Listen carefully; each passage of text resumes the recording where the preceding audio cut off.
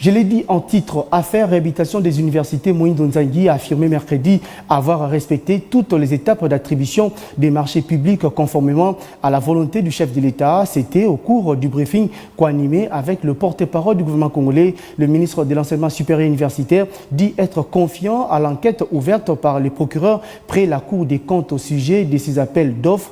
Il a estimé que le travail de la Cour des comptes est un travail de routine qui va d'ailleurs confirmer la régularité de sa démarche. Moïse Nzangi a en outre attribué le retard enregistré dans la réhabilitation de l'université officielle de Mbujimayi et celle de Kananga aux problèmes liés à l'approvisionnement des matériaux de construction. Aujourd'hui, quelle est la situation? La situation, c'est que les travaux ont bel et bien commencé. Les fondations sont à voie d'être terminées. Et vous allez dire, pourquoi les fondations alors que vous avez commencé au même moment avec Kinshasa et que Mbujimayi voit que ça n'avance pas très vite? La raison, elle est simple. Les conditions d'approvisionnement à Mbujimayi ne sont pas les mêmes que les conditions d'approvisionnement ici à Kinshasa. Comme vous pouvez bien le voir, le matériel de construction certainement n'a pas été livré dans les délais que nous connaissons. Nous connaissons tous que ce qui se passe à Mbujimayi. C'est peut-être que pour cette raison, beaucoup d'autres travaux vont être aussi impactés. Vous savez vous-même que la route n'est pas encore...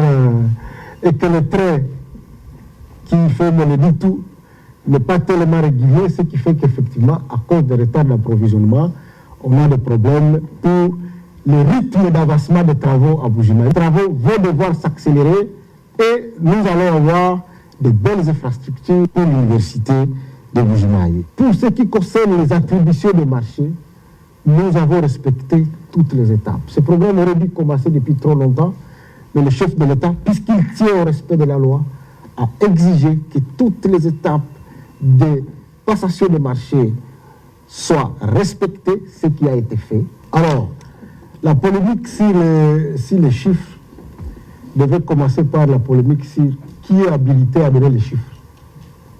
Alors, si celui qui a signé le contrat vous donne les chiffres, allez-vous vous fier aux chiffres de la rue? Puisqu'effectivement, s'il y a quelqu'un qui n'a pas qualité de donner les chiffres qu'il les donne, ça s'appelle évidemment les chiffres de la rue.